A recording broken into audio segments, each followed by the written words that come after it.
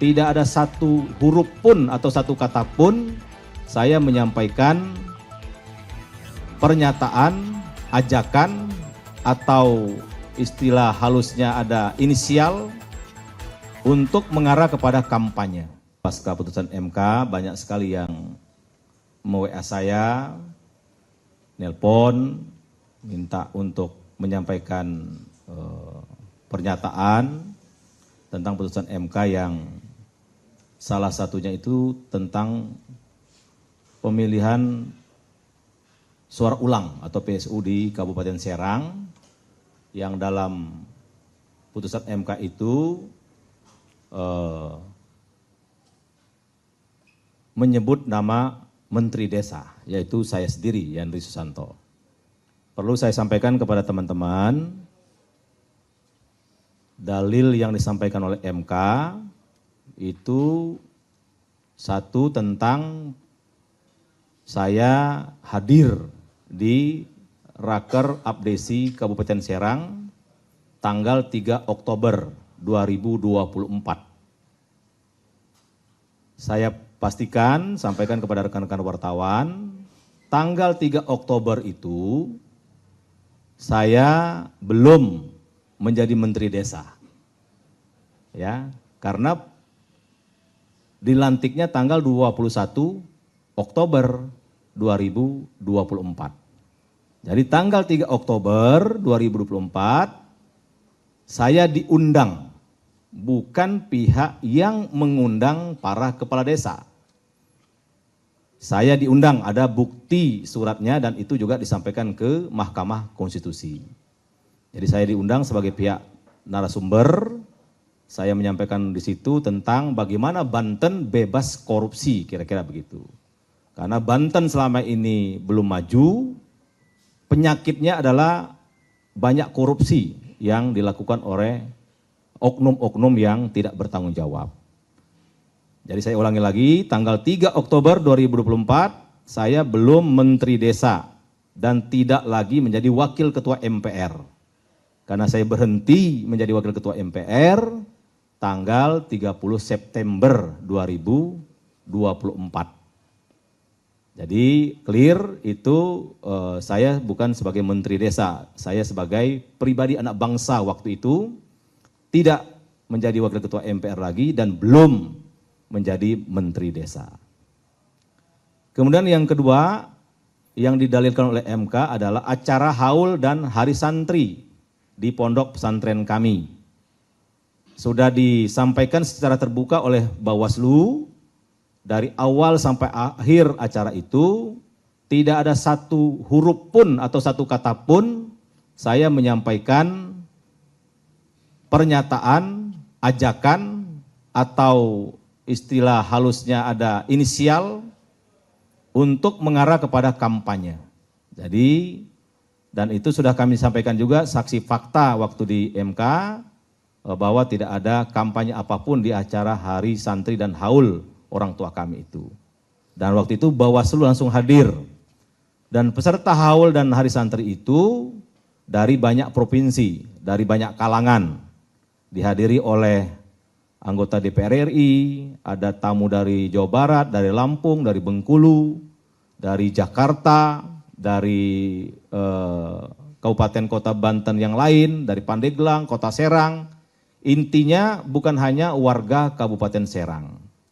Ada rektor hadir, ada PJ Wali Kota hadir, ada Sekda hadir. Jadi itu memang betul-betul murni acara haul dan hari santri. Dan sekali lagi Bawaslu langsung mengawasi dan menyatakan memang tidak sama sekali ada kampanye. Nah yang ketiga yang mereka dalilkan adalah kunjungan kerja saya sebagai Menteri Desa ke Kabupaten Serang. Ini alhamdulillah saksi fakta mereka penggugat yaitu pihak Andika, Saudara Hulman, kepala desa yang mereka hadirkan. Saudara Hulman menyampaikan di Mahkamah Konstitusi ketika Saudara Hulman mengikuti kunjungan kerja saya di dua tempat, mereka sampaikan di depan majelis hakim bahwa Mendes sama sekali tidak melakukan kampanye apapun. Dan ini juga dibenarkan oleh Bawaslu. Nah itu mungkin kronologis, jadi dalil-dalil yang MK sampaikan perlu saya luruskan dengan 3 dasar tadi. Tapi karena Mahkamah Konstitusi sudah memutuskan, sifatnya final dan mengikat, tentu kita hormati. Kita hormati dan saya dapat laporan, karena saya sekarang masih juga ketua tim Pilkada DPP PAN, bahwa partai koalisi di Kabupaten Serang, yaitu Gerindra, PAN, PKS, dan lain-lain, insya Allah siap untuk mengikuti perintah Mahkamah Konstitusi, yaitu pemilihan suara ulang di semua TPS. Dan pada kesempatan ini kami sampaikan juga, kalaulah saya bisa mengendalikan kepala desa, toh saya baru berapa minggu jadi menteri desa, ya kan? Dan saya sebagian besar tidak kenal dengan kepala desa yang ada di Serang.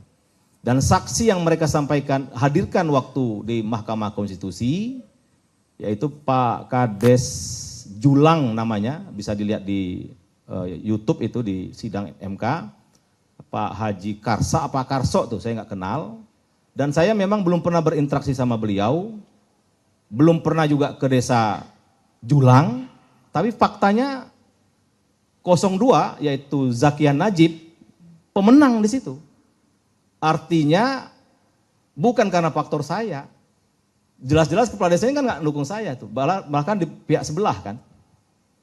Tapi masih bisa menang telak 02 situ. Artinya saya meyakini dan menghargai suara rakyat di Kabupaten Serang, 71% kemenangan yang dibatalkan oleh Mahkamah Konstitusi kemarin itu benar-benar suara rakyat.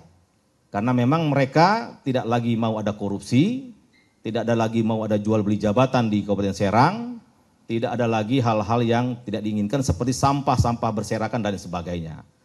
Jadi terlalu naif kalau itu dikaitkan dengan pengaruh saya. Saya ini apalah ya kan, baru menteri desa 2 minggu, ya kan, yang lain berkuasa udah 28 tahun, ya kan. Ya kan, ada juga pihak sebelah itu menggunakan rumah dinasnya yang disewa sama uang rakyat untuk markas pemenangan, gitu loh.